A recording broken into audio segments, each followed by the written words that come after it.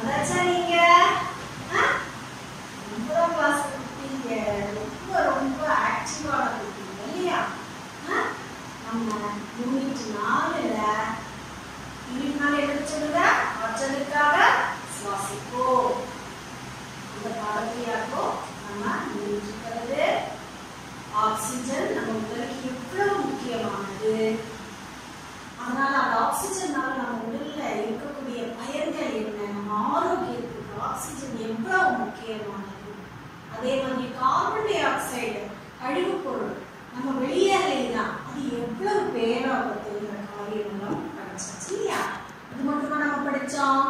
அந்த பகுதிகளை மட்டுமா நம்ம படிச்சோம்? இல்ல. ஆக்சிஜன் எவ்வாறு மனித உடலுக்கு நுரையீரலாக செல்கிறது, இல்ல நுரையீரல்ல இருந்து ஆக்சிஜன் எவ்வாறு ஒவ்வொரு செல்லுக்கும் போகுது இல்லையா? ஆக்சிஜன் எவ்வாறு நுரையீரலை அடைகிறது, நுரையீரல்ல இருந்து அது எப்படி ஒவ்வொரு செல்லுக்கும் போகுது, அங்க இருந்து கார்பன் டை ஆக்சைடு எப்படி நுரையீரலுக்கு வந்து நுரையீரல்ல இருந்து அது வெளியேறுகிறது எல்லாம் படிச்சாச்சு. அது மட்டும் கிடையாது, நுரையீரல் பாதுகாப்பு அதையும் நம்ம இல்லையா? அப்போ நம்ம என்ன நினைச்சிட்டு இருக்கிறோம்? சுவாசித்தல் அப்படின்னு சொன்னா மனுஷனுக்கு மட்டும்தான் இருக்கா? இல்ல, எல்லா உயிரினங்களுக்கும் சுவாசித்தல் இருக்கு. எல்லா உயிரினமும் சுவாசிக்கும். தாவரத்துல இருந்து ஒரு சில உயிரினத்துல இருந்து இல்லையா, அதுக்கு இடையில நம்ம அவாய் சுவாசம் இல்லையா? எல்லா உயிரினங்களும் சுவாசிக்கும். எல்லாத்துக்கும் ஆக்சிஜன் முக்கியமானது. எல்லாமே செல் சுவாசம். எல்லாத்துக்குமே கார்பன் டை ஆக்சைடு கழிவு அதை எல்லாமே வெளியேற்றம் நடத்தும். இதெல்லாம் உங்களுக்கு இல்லையா? இனி நம்ம சில கீழின உயிரினங்கள், கீழின உயிரினங்கள் லோவர் ஆர்கானிசம், சுவாசித்தல் பிற உயிரினங்களில் என்ற ஒரு பகுதியை இப்ப நம்ம எல்லாருமே பாலூட்டிகள் இல்லையா? பாலூட்டிகள் எல்லாம் கிட்டத்தட்ட ஒரே மாதிரி தான் நுரையீரல்ல சுவாசத்தை நடத்தும் இல்லையா? யானை, பூனை, நாய், குதிரை எல்லாமே பாலூட்டிகள். எல்லாத்துக்குமே ஒரே மாதிரி தான் இந்த நுரையீரல் இருக்கு. இந்த நுரையீரல் வாயிலாக ஆக்சிஜன் எடுத்து வெளியிடும். இனி மற்ற உயிரினங்கள் இது போலவே இருக்கின்றன.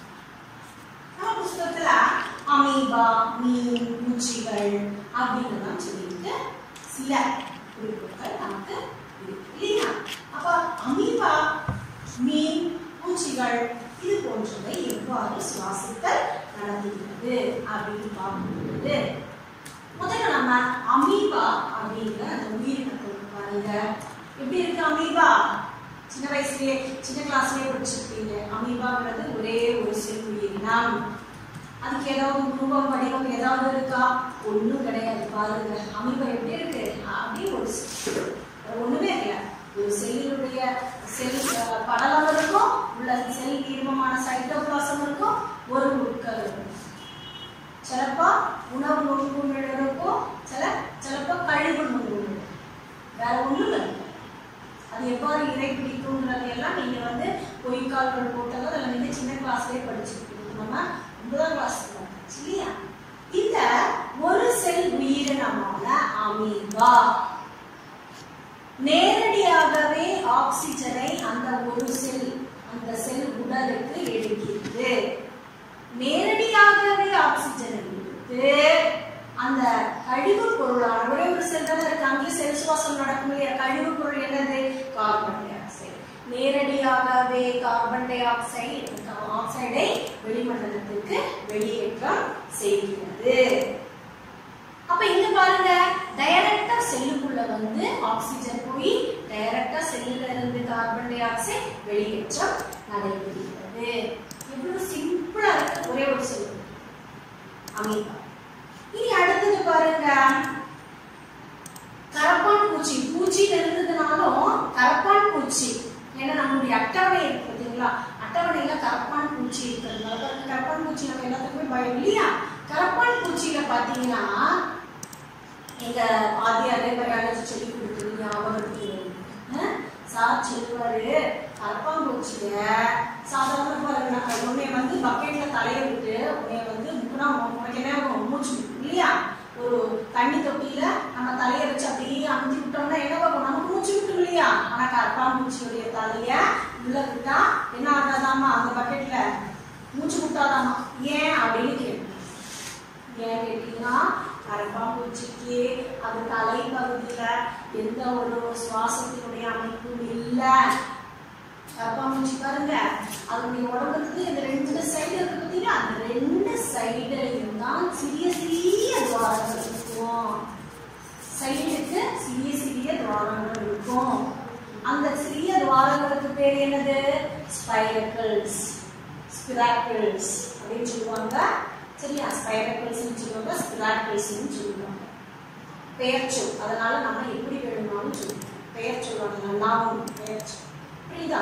அப்ப இந்த ஸ்பிராக்கிள்ஸ் இது என்ன ஆகும், காற்று உடலினுடைய 2 பகுதிகள்ல இருந்தும் உள்ளுக்கு கடந்து உள்ள ரத்தம் வந்து ஓப்பன் சிஸ்டம். கரப்பான்பூச்சியுடைய ரத்தத்துல குழாய்கள் எதுவும் கிடையாது, நமக்கு இருக்கிற மாதிரி ஓப்பனா இருக்கும், வெள்ளையா இருக்கும் ரத்தம். உங்களுக்கு இப்போ தெரிஞ்சிருக்கும், சில கரப்பான்பூச்சி நம்ம தெரியாம மெடிச்சிட்டோம்னா உள்ள இருந்து வெள்ளை கலவை என்னமோ ஓப்பனா இருக்கும், வெள்ளையா இருக்கும். அதுல இருக்கக்கூடியது ஹீமோகுளோபின் அதுல கிடையாது. நேரடியாகவே ஆக்சிஜன் அதனுடைய உடல் திசுவுக்கு கடந்து அந்த ஸ்பிராக்கிள்ஸ் வழியாக உள்ள கடந்து அங்க இருந்து அந்த திசுக்கள் வெளியேற்றக்கூடிய கார்பன் டை ஆக்சைடை நேரடியாகவே இந்த ஸ்பிராக்கிள்ஸ் வழி வெளியேற்றம் நடந்துவிடும். அவ்வாறாக கரப்பான் பூச்சி அந்த பூச்சி செக்ஷன் ஓவரா ஸ்பிராக்கிள்ஸ் என்ற உடலினுடைய 2 பக்கங்களிலும் சின்ன சின்ன கண்டமா இருக்கு, எல்லா பக்கமுமே நிறைய ஸ்பிராக்கிள்ஸ் இருக்கும். டைரக்டா ஆக்சிஜன் உள்ள போகுதா, உள்ள போய் டைரக்டா ரத்த திசுக்களுக்கு பிடிச்சு அங்க இருந்து கார்பன் டை ஆக்சைடை பிடிச்சு கொண்டு வெளியே வந்துடும். ஓகேவா? இனி அடுத்தது பாருங்க, மீன்கள். நம்ம எல்லாருக்குமே மீன் தான் ரொம்ப பிடிக்கும் இல்லையா? நம்ம வீட்டில் நம்ம வந்து தொட்டியில் மீன் போட்டு வளர்ப்போம், சிலவங்க கண்ணாடி இதில் வந்து மீன் போட்டு வளர்ப்பாங்க. ஏதாவது ஒன்றும் கிடைக்கலைனாக்கா சின்ன தொட்டியில் எதையாவது வளர்ப்பீங்க, ஜிலேபி மீன் ஏதாவது ஒன்று வளர்த்து, கண்ணா மீன் ஏதாவது ஒன்று வளர்த்துட்டு இருப்பீங்க. மீன் என்ன பண்ணணும், வாயை திறக்குமா இல்லையா? வாயை திறந்துன்னா வாய் வழியாக உள்ள தண்ணி கொடுக்கும். அதுக்கப்புறம் அந்த வாயை திறக்கும் பொழுது தண்ணி வெளியே வரும் அப்படின்னு நினைச்சிட்டு இருக்கோம் இல்லையா? இல்லை, மீனுக்கு எப்படி சுவாசிக்கும், தண்ணியில கரைஞ்ச ஆக்சிஜனை தான் அதனால சுவாசிக்க முடியும். வாயை திறக்கும் பொழுது என்ன ஆகும், தண்ணி அப்படியே உள்ள ஏறுது, அந்த தண்ணியில ஆக்சிஜன் கரைஞ்சிருக்கும். அது என்ன ஆகும், அதனுடைய உறுப்புங்கிறது அதனுடைய செதில்கள் ஃப்ரெஷ்ஷா இருக்கா மீனை நம்ம என்ன பண்ணுவோம், இப்படி திறந்து பார்ப்போம் பார்த்தீங்களா இல்லையா? மீன் வரும்போது விற்க வரும்போது என்ன ஓப்பன் பண்ணி காமிச்சிருக்காங்க பார்த்தீங்களா? செதில்கள் நிறைய சின்ன சின்ன பல்லு மாதிரி நல்லா சக்கச்சக்கேன்னு இருந்ததுன்னா அது என்னது, ஃப்ரெஷ் மீன் அர்த்தம். ஏன்னா சக்கச்சக்கேன்னு ஏன் அது இருக்கு, அங்க ரத்த தங்குதிகள் எல்லாம் நிறைய இருக்கு, ரத்த குழாய்கள் அதிகமாக இருக்கு. அப்ப அது வாய் திறக்கும்போது ஆக்சிஜன் கரைஞ்சிட்டு அந்த தண்ணி வாய் வழியாகவே போய் இந்த செல்கள் வழியாக மீண்டும் வாய் வழியாக அந்த கார்பன் டை ஆக்சிஜன் கொடுத்து போட்டு கார்பன் டை ஆக்சைடை பெற்றுக்கொண்டு திரும்பவும் வாய் திறக்கும்போது கார்பன் டை ஆக்சைடு அடங்கிய தண்ணி வெளியேறுது. புரியுதா? அதனாலதான் மீன் எப்பவுமே வாயை திறந்து அடைச்சிட்டு இருக்கு. அது மூச்சு விடுது வாய் வழியா, ஏன்னா அது மூச்சு விடுறதுக்கு எப்படி ஆக்சிஜன் எடுக்குது, தண்ணியில கரைஞ்ச ஆக்சிஜனை அது யூஸ் பண்ணிக்குது. அதே மாதிரி கார்பன் டை ஆக்சைடு என்ன ஆகுது, தண்ணியிலே கரைஞ்சிட்டு வாய் வழியாவே வெளியில போயிடுது. அப்போ இவ்வாறாக தான் செல்லுல அது அந்த மீன்ல வந்து ஆக்சிஜனை எடுத்துக்கொண்டு கார்பன் டை ஆக்சைடை வெளியிடுச்சு. நம்ம 3 உயிரினங்கள் நம்ம புத்தகத்துல படிச்சாச்சு. பின்னி இருக்கு நமக்கு காலம்ஸ் ஃபில் பண்றதுக்கு இல்லையா, அடுத்த அட்டவணையில இருக்கு பார்த்தீங்களா? அதனால டீச்சர் என்ன பண்ணிருக்கீங்க, அடுத்த ஒரு முக்கியமான ஒரு உயிரின உயிரினம் என்னது தெரியுமா? நம்ம எல்லாத்துக்குமே தெரிஞ்சது மண்புழு. சரியா? உழவனை தோழன் என்று அறியக்கூடிய மண்புழு,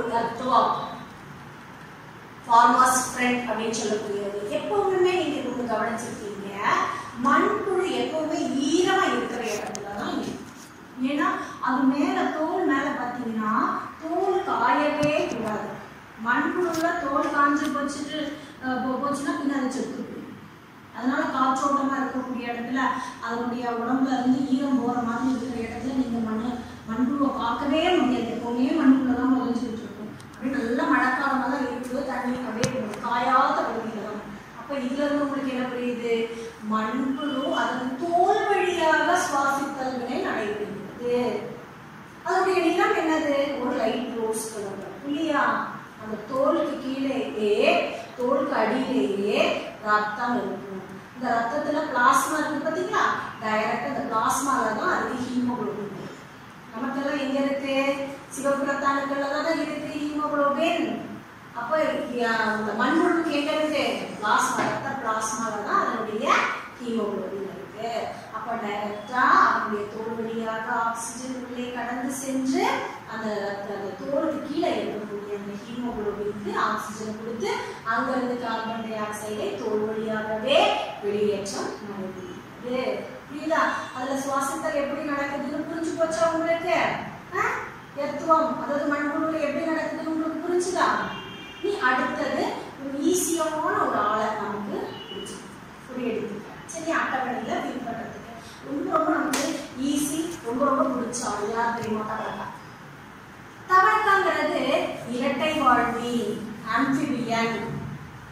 அது தண்ணியிலே இருந்துக்கும், அதே போல கரையிலையும். அப்ப தண்ணியில இருக்கும் பொழுது அது ஒரு டைப்ல மூச்சு விடும், கரையில இருக்கும்போது வேற டைப்ல மூச்சு. முதல்ல கரையில இருக்கு, நம்ம கரையில இருக்கோம்ல. அப்போ நம்ம கூடயே கரையில இருக்கும்போது அது எப்படி மூச்சு விடுதுன்னு பார்க்கணும். நம்மள மாதிரியே நுரையீரல்ல மூச்சு. கரையில இருக்கும் பொழுது இந்த தவளை என்ன பண்ணும்? நம்ம எப்படி நுரையீரல்ல வழியா மூச்சு விடுவோம், அதே மாதிரி சேம் சிஸ்டம். ஆக்சிஜனை எடுத்து நுரையீரல் வர போய் அங்க இருந்து பல பக்கமும் செல்லுகளுக்கெல்லாம் கொடுத்து போட்டு கார்பன் டை ஆக்சைடை நுரையீரல் வழியாகவே வெளியேற்றம் நடக்குது. இனி தண்ணீர்ல இருந்ததுனாலோ நுரையீரல் எல்லாம் தண்ணீர் இருக்கும் இல்லையா? அப்ப அது என்ன பண்ணும்? அது தோல் தண்ணீர்ல இருக்கும்போது தோல் எப்படி வளவடான்னு இருக்கும். அப்போ அதனுடைய தோல் வழியாக சுவாசித்தல் நடக்கும். ஒண்ணு பல்மனரி ரெஸ்பிரேஷன் தோல் வழியாக, சரியா? நுரையீரல் வழியாக, சாரி நுரையீரல் வழியாக இருக்கிறதுக்கு பேரு பல்மனரி ரெஸ்பிரேஷன். நீ தோல் வழியாக நடக்கிறதுக்கு என்னது? Cutaneous respiration. புரியுதா? அப்போ பல்மனரி ரெஸ்பிரேஷன்னா நுரையீரல் அது கரையில் இருக்குது. கியூட்டேனியஸ் ரெஸ்பிரேஷன் என்னது? தோல் வழியாக நீரில் இருக்குது. புரிஞ்சுதா உங்களுக்கு? அப்ப நம்ம இனி அட்டவணையை ஃபில் பண்ணிப்போமா? எல்லாரும் பாருங்க, அட்டவணையை பாருங்க. அட்டவணையில உயிரினம் அமீபான்னு கொடுத்திருக்கு. சுவாச உறுப்பு அல்லது சுவாசிக்கும் முறை இரண்டாவது காலத்துல. மூணாவது காலத்துல இருக்கு வாயு போக்குவரத்து அப்படின்னு இருக்கு. இப்ப முதல்ல அமீபாவில் நான் எழுதுன மாதிரியே நீங்க இந்த அட்டவணையை ஃபில் பண்ணிக்கங்க. அட்டவணை 4.4 ஃபில் பண்ண வேண்டிய முறையாக நீங்க கொடுத்திருக்கிறது. இதே மாதிரி நீங்க ஃபில் பண்ணி உங்களுடைய நோட்ல எழுதி வச்சிருக்காங்க. அமீபா செல் உடல் உறுப்பு ஒண்ணும் கிடையாது, அது சுவாசிக்கும் முறை செல் உடல் வழியாக. சரியா? செல் உடல்னா ஒரே ஒரு செல் தான் இருக்கு. இனி அது வாயு போக்குவரத்து நேரடியாகவே ஆக்சிஜன் செல்லின் உள்ளே கடந்து கார்பன் டை ஆக்சைடு செல் வழியாகவே வெளியேற்றம் நடைபெறுகிறது. எழுதி வச்சுக்கோங்கப்பா. இனி அடுத்தது யாரு? கரப்பான் பூச்சி. கரப்பான் பூச்சிக்கு அந்த உறுப்புக்கு பேர் என்னது? ஸ்பிராக்கிள்ஸ். அப்ப ஸ்பிராக்கிள்ஸ் எவ்வாறு, அந்த முறை எப்படிப்பட்டது? வாயு போக்குவரத்து எவ்வாறு? நேரடியாகவே அவருடைய திசுக்களுக்கு ஆக்சிஜன் கொடுக்கப்பட்டு திசுக்களிலிருந்து கார்பன் டை ஆக்சைடு பெற்றுக்கொண்டு ஸ்பிராக்கிள்ஸ் வழியாக வெளியேறுகிறது. இனி மூணாவது நமக்கு இருக்கிறது என்னது? மீன். மீனினுடைய சுவாச உறுப்பு என்னது? செவில்கள், செதில்கள். சரியா? செவில்கள் நம்ம சொல்லுவோம் சாதா தமிழ்ல, ஆனா அது அப்படி எழுத முடியாது. செதில்கள், கில்ஸ். இங்கிலீஷ்ல செதில்களுக்கு என்ன பேரு? கில்ஸ். அந்த செதில்கள் கில்ஸ் பாத்தீங்கன்னா வாய் ஓபன் ஆகும். வாய் திறந்து ஓபன் ஆகும் பொழுது ஆக்சிஜன் அடங்கிய கலஞ்சிருக்கிற தண்ணி உள்ள போய் செதில்கள் வழியாக கில்ஸ் வழியா அந்த கார்பன் டை ஆக்சைடு பெற்றுக்கொண்டு மீண்டும் வாயா திறக்கும் பொழுது வெளியேற்றம் நடைபெறுகிறது. இனி அடுத்தது என்னது பாருங்க? மண்புழு. அதுல இருக்கக்கூடிய சுவாச களம் அல்லது சுவாச உறுப்பு என்பது அதனுடைய தோல் தான். அந்த தோல் என்ன பண்ணும்? அதை டைரக்டாவே அந்த தோலுக்கு அடியில இருக்கக்கூடிய ரத்தத்துக்கு அந்த ஆக்சிஜன் கொடுத்து அந்த ரத்தத்துல இருந்து இருக்கக்கூடிய கார்பன் டை ஆக்சைடை வெளியேற்று. தோல் வழியாகவே வெளியேற்றம் நடைபெறுகிறது. பின்ன கடைசியில நம்ம போட்டுக்கிறாள் யாரு? தவளை. தவளைக்கு என்ன இருக்கு? தோல். தோல் எப்படி? தண்ணீர்ல இருக்கும் பொழுது நேரடியாக தோல் வழியாக ஆக்சிஜன் உள்ளே கடந்து சென்று தோல் வழியாக கார்பன் டை ஆக்சைடு வெளியேறுகிறது. இனி கரையில இருக்கும்போது நுரையீரல். நுரையீரல் வர உள்மூச்சலுக்கு ஒரு நாஸ்ட்ரில்ஸ் மூக்கு ஓட்டை துவாரம் இருக்கிறது. அது வழியாக ஆக்சிஜன் உள்ளே கடந்து சென்று நுரையீரலுக்கு செல்கிறது. அங்கிருந்து கார்பன் டை ஆக்சைடு அதே ஓப்பனிங் வழியா வெளியேற்றம் நடைபெறுகிறது. உங்களுக்கு டீடைலா சொல்லி கொடுத்துட்டு டீடைலா புரிஞ்சுக்கோங்க. சரியா? இந்த அட்டவணை 4.4 நீ கரெக்டா எழுதி வச்சுக்கோங்க. அப்போ உங்களுக்கு இருக்கக்கூடிய சந்தேகம் மாறி போச்சா? மனிதர்கள் மட்டும்தான் மூச்சு விடுறாங்களா? இல்ல, எல்லா உயிரினங்களும் மூச்சு விடுறோம். அவாயு சுவாசம் ஒரு பக்கம் இருக்கு. நேரத்திலே நம்ம படிச்ச அவாயு சுவாசம் என்பதும் இருக்கு. அதே மாதிரி வாயு சுவாசம், இந்த ஆக்சிஜனை பயன்படுத்தக்கூடிய சுவாசத்துக்கு பெயர் என்னது? வாயு சுவாசம். ஏரோபிக் ரெஸ்பிரேஷன் எழுதி வச்சுக்கோங்க. AEROBIC aerobic respiration.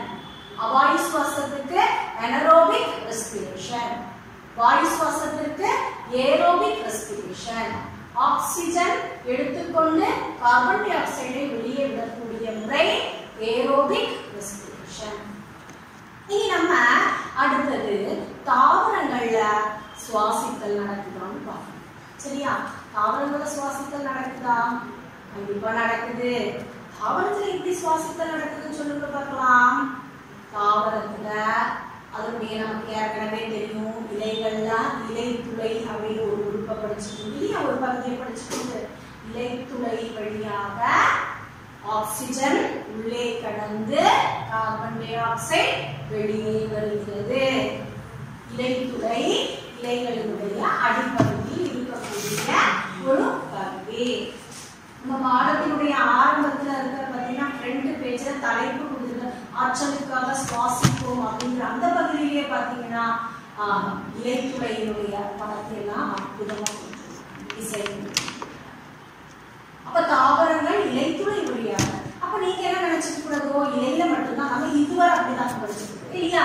இலைத்துளைகள் எங்க இருக்குன்னு படிச்சோம்? இலைகளினுடைய அடிப்பகுதி அப்படின்னு நம்ம படிச்சோம் இல்லையா? அப்போ சிறிய தாவரங்கள், சின்ன சின்ன தாவரங்கள், பச்சை நிறத்தில் இருக்கக்கூடிய தண்டுகள் எல்லாம் பார்த்தீங்களா? இந்த ஸ்டெம் அப்படி தண்டு பகுதி பச்சை நிறத்தில் சின்ன கீரை செடி, சின்ன துளசி செடி பார்த்தீங்கன்னா அதனுடைய தண்டுகளே இது போல இலைத்துளைகள் தண்டுல இருக்கிறதுனால அதே தண்டு துளைன்னு நம்ம கூப்பிடுறது கிடையாது. இங்கிலீஷ்ல இலைத்துளைக்கு பேரு ஸ்டொமேட்டா. புரியுதா? இந்த ஸ்டொமேட்டா என்ற துளைகள் பச்சையில இளம் செடிகள் எல்லாம் வந்து அதனுடைய தண்டுகள் எல்லாம் கூட இந்த இலைத்துளை இருக்கும், ஸ்டொமேட்டா இருக்கும். புரியுதா? இலைகளுடைய அடிப்பகுதியிலே ஸ்டொமேட்டா என்ற இந்த இலைத்துளை இருக்கும். அதே போல பச்சை நிறம் இருக்கக்கூடிய தண்டுகள் எல்லாத்துலயுமே இது போன்ற இலைத்துளைகள் காணப்படுகின்றன. எதுக்காக அப்படின்னு கேட்கும் பொழுது இந்த தண்டுகள்ல இருக்கிறது ஆக்சிஜனை உள்ளே எடுத்துக்கொண்டு கார்பன் டை ஆக்சைடை வெளியேற்ற. இனி பச்சை நிறமா இருக்கும் பொழுது ஓகே. இனி வளர்ந்து வளர்ந்து வளர்ந்து முத்தி வரும் நல்ல பெரிய கொம்பாகும், மண்ணெல்லாம் வைக்கும் இல்லையா? இங்க சீமை கொன்றை அப்படின்னு சொல்லி நம்ம வேலிக்கு ஊனக்கூடிய ஒரு செடி. அதை கொம்பு வெட்டி வைப்பாங்க. வேலி எல்லாம் ஊனும் பொழுது இந்த கொம்பு வெட்டி வைக்கும்போது இந்த சீமை கொன்றைங்கிற மரம் பயங்கரமா வரும். மெக்சிகன் லிலியாக் அப்படின்னு இங்கிலீஷ் இருக்கு. அந்த சீமை கொன்றையில ரோஸ் கலர்ல பூவெல்லாம் இருக்கும். அதனுடைய தண்டு பாத்தீங்கன்னா மேல வெள்ளை வெள்ளை வெள்ளை குருவெல்லாம் வந்து வெள்ளை வெள்ளையா இருக்கும். நம்ம புஸ்தகத்துல இது மாதிரி போடும் பாருங்க. இந்த படம் அந்த தண்டினுடைய மேற்பகுதியில எப்படி வெள்ளை வெள்ளை நிறத்துல தெரியுது பார்த்தீங்களா? இந்த பகுதிகள்ல நம்ம ஒரு குறுக்கு வெட்டி தோற்றம் எடுத்து பார்க்கும் பொழுது இது போல தெரியும். அந்த பகுதியை ஒரு குறுக்கு வெட்டு தோற்றம் எடுக்கும் பொழுது இந்த வெள்ளை நிறத்தில் இருக்கக்கூடிய அந்த பருமன் இருக்குதுங்களா, அந்த பகுதி இவ்வாறு தெரியும்.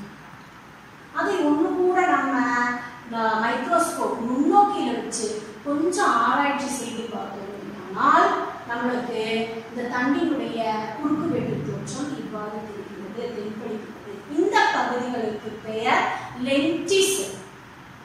இந்த பகுதிகளுக்கு என்ன பேரு? லென்டிசெல். இந்த லென்டிசெல்ல பாத்தீங்கன்னா அதோடைய அமைப்பு அந்த பகுதியில் இருக்கிற செல் எல்லாம் லூசா இருக்கு. அதுக்கப்புறம் அப்படியே திறந்து இல்லையா? லென்டிசெல் எப்படி இருக்கு பாருங்க, லூசா இருக்கு, நிறைய செல் லூசா இருக்கு. அதுக்கப்புறம் பாருங்க ஒரு ஓப்பனிங் இல்லையா? அப்படியே வெளிமண்டலத்துக்கு ஒரு திறந்த மாதிரி இருக்கு இல்லையா? இது மாதிரி அமைப்பு இருக்கக்கூடிய தண்டுகள் வந்து லென்டிசெல். அது எப்படின்னு கேட்டீங்கன்னா முத்தி போக அது நமக்கு சீமை கொன்றையில ரொம்ப நல்லா தெரியும். அவ்வளவுதான் சரியா? பெரிய பெரிய மரங்கள் எல்லாம் இது மாதிரி இருக்கு. லென்டிசெல் என்ற ஒரு அமைப்பு இருக்கிறது. இந்த லென்டிசெல் என்ற அமைப்பு வாயிலாக ஆக்சிஜன் தாவரங்களினுடைய உள்ளேயும் அதே போல கழிவு பொருளான கார்பன் டை ஆக்சைடு தாவரத்தினுடைய வெளியேயும் இந்த லென்டிசெல் வழியாக வெளியேற்றம் நடைபெறுகிறது. அப்ப தாவரங்கள் என்னென்ன இருக்கு? இலைத்துளை இருக்கு, இளம் தண்டுகள்லேயும் இலைத்துளைகள் இருக்கு. பின்ன முதிர்ச்சி பெற்ற தாவரங்கள்ல லென்டிசெல் என்ற அமைப்பு இருக்கு. அதற்கு எடுத்துக்காட்டு நமக்கு சீமை கொன்றை இருக்கு. உங்களுடைய சுற்றுப்புறத்துல சீமை கொன்றை மரம் இருந்ததுன்னா நீங்க ஒன்னும் ஒரு குச்சி எடுத்து பார்த்தீங்க, ஒரு வழி எடுத்து பார்த்தீங்கன்னா அதுல நிறைய வெள்ளையா நிறைய லென்டிசெல்கள் உங்களுக்கு ஈஸியாவே கண்கூடாவே எதையுமே வச்சு பார்க்கும்பொழுது நமக்கு எவ்வளவு முக்கியமானது நம்ம உங்களுக்கு ஆக்சிஜன் என்பது உங்களுக்கு புரிஞ்சிருக்கும்னு நினைக்கிறேன். மனிதர்களுக்கு மட்டும் கிடையாது, கீழின உயிரினங்களுக்கு மட்டும் கிடையாது, தாவரங்களுக்கு எல்லாருக்கும் இந்த உயிர் நிலை இருக்க வேண்டும் என்றால் நமக்கு ஆக்சிஜன் ரொம்ப ரொம்ப ரொம்ப முக்கியமானது. அப்போ இந்த ஒரு தருணத்துல உங்களுக்கு நான் காற்று மாசடைதல் எவ்வளவு பேராபத்தான ஒரு விளைவு ஏற்படுத்துங்கிறத அவங்களுக்கு சொல்ல ஏன்னா நம்ம பிளாஸ்டிக்கை எரிக்கக்கூடாது, கழிவு பொருளான கார்பன் மோனாக்சைடு போன்ற பொருட்கள் எல்லாம் நம்மளுடைய வெளிமண்டலத்தில் வரக்கூடாது. காற்று மிக மிக சுத்தமாக இருக்க வேண்டும். காற்று சுத்தமாக இருக்க வேண்டும் என்று நமக்கு வேற வழியே கிடையாது. மரங்களை நட்டு வளர்த்த வேண்டும், காடுகளை அழித்தல் கூடாது. அதையெல்லாம் நம்ம திருத்தியாச்சு, நிறைய திருத்தியாச்சு. நம்ம வீட்டுல இருக்கிற மாதிரி வசதிக்கு அனுசரிச்சு நிறைய பச்சை நிற தாவரங்களை வளர்த்து விட வேண்டும்.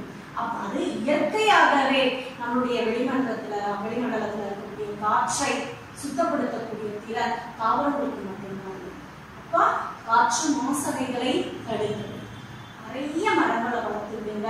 உங்களை சுத்தி இருக்கிறது பெரிய பெரிய மரங்கள் வளர்த்தாட்டி கூட நமக்கு கொஞ்சமா இடம் இருக்கிற பூச்செடியை கூட வச்சுக்கலாம். நல்லா பச்சை பசேல் இருக்குதுன்னு செய்யும், நமக்கு தேவைக்கு இருக்கக்கூடிய ஆக்சிஜனை கிடைக்கும். அப்போ நம்முடைய பூமியை பாதுகாப்பது, நம்முடைய வெளிமண்டலத்தை பாதுகாப்பது, நம்மளுடைய பின்காமிகள் நம்முடைய வாரிசுகளுக்கு நல்ல காற்றை கொடுக்கும். அவங்களுக்கு நல்ல ஆக்சிஜன் அடங்கிய காற்றை கொடுத்து அவர்களை நல்ல மக்களாக வளர்க்க வேண்டும் இல்லையா? அப்போ நம்மளுடைய பூமியை பாதுகாப்பது நம்முடைய கைகளால் இருக்குன்னு சொல்லி நம்ம இந்த கிளாஸை முடிச்சுப்போம். இதோடு நம்முடைய 4ஆம் பாடம் நிறைவு. பாய்.